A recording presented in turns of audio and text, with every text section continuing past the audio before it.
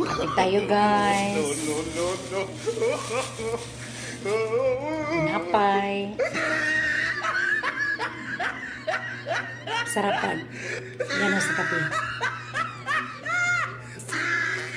Walang matigas na tinapay sa mainit na kape. Yummy, yummy. Kain tayo.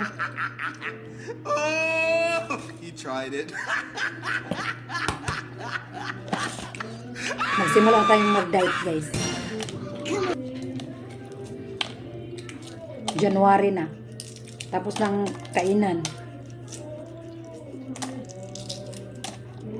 So kailangan na tayong mag-diet. Tinapay at saka egg lang.